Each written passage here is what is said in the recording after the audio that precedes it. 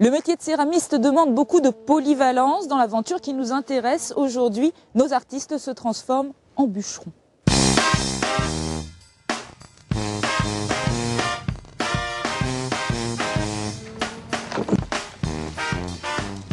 40 stères de bois sont nécessaires pour une seule cuisson.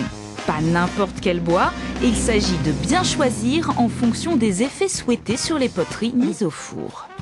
On choisit les essences, mais plutôt en fin de cuisson. Donc au début on prend le moins cher, et quand les pièces vers 1200, plutôt même 1250, quand les pièces deviennent collantes, que les cendres se collent dessus, et que la cendre commence à se vitrifier, alors là on peut changer de bois et continuer avec de l'acacia, du châtaignier, du chêne. Ce qu'on commence à apprécier maintenant, c'est vraiment de mettre le plus d'essence possible, de bois différents, pour avoir le plus d'effets différents possible. Le four le voici, c'est un nanagama, four couché en japonais.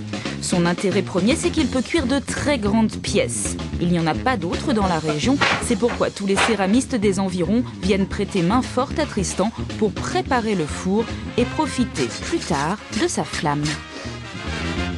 Alors moi je nettoie les briques et les plaques qui ont reçu des cendres pendant la cuisson, donc il faut les nettoyer, gratter les mailles.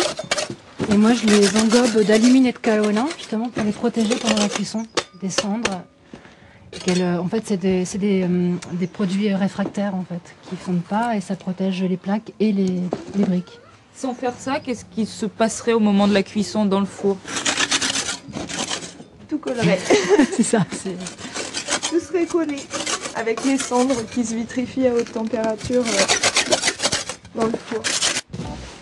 50 plaques, 500 briques à préparer avant la cuisson et bien sûr toujours quelques finitions sur les pièces en cours. Alors là je mets de l'émail sur mes pièces. Alors c'est un émail qui est composé en grande partie de cendres, même à 90% de cendres. Et donc ça va se vitrifier à la cuisson. Alors là dedans il y a une pointe de cobalt, donc normalement les cordes vont devenir bleues. Dans le four, moi j'aime beaucoup laisser une partie de la terre brute pour voir comment elle réagit avec le four. Quant à nos enceintes, elles sont enduites d'un engobe, un mélange d'eau et de porcelaine broyée qui leur donnera une couleur claire et permettra d'accrocher la cendre pendant la cuisson. L'enfournement des pièces va durer 2 journées complètes.